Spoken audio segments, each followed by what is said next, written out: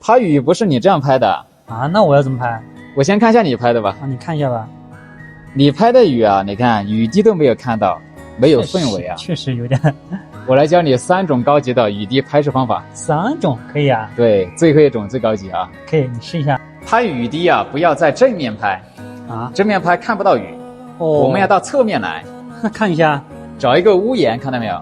哦呦，这个雨变多了，真的。然后把手机扬起来，哦，用屋檐做对角线构图。哦，然后我们打开这里的箭头，点开，这是干啥？把下方的格式改一下。哦，把4:3改成16:9。哦，这个就全屏了。全屏，对，好看呀。然后我们直接打开3倍长焦，看到没有？哦，点这个3，把远处的屋檐拉近，哇，好看了吧？这个雨变多了。来，手机抬起来一点点。哦，屋檐形成对角线。是的。来，锁定对焦在屋檐的位置，长按屏幕2秒。嗯，旁边有个小太阳啊，看到了。来，降下来看好喽，画面马上不一样了。哇，更有质感，高级了吧？对。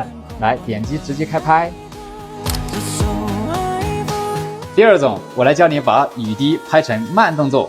哦，怎么操作？特别有氛围啊！试一下。拍之前一定要用一根支架把手机固定好啊。哦。然后我们打开手机的隐藏功能，慢动作。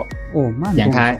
哦，你看这样构图比较乱啊。啊，是的。我们打开3倍长焦，选择这里一个3，把远处的屋檐拉近。哇，雨滴拉近。雨变多了，而且。对，把右上角的高清120点它一下，改成240。哇，拍出来雨滴更加丝滑更唯美。哦，来，这个时候看好了啊，长按屋檐锁定对焦。哦，还是得对焦。对，更加清晰嘛。嗯，旁边的小太阳马上降下来，降低曝光，氛围来了啊！哇，真的绝了。OK， 点击开拍，等待10秒钟，看效果。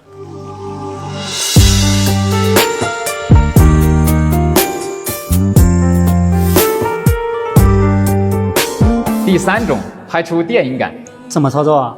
把手机调整为横屏啊。哦，切换到横屏。但是这样拍还是比较乱，对不对？确实。我们还是用到慢动作功能。嗯。然后选择240帧，一样的是吧？对，在这里打开3倍长焦，可以双指放大屏幕，把远处的屋檐和雨滴拉近。哇，这个好看啊！把这个屋檐形成对角线构图。啊，好看，特别唯美啊。对。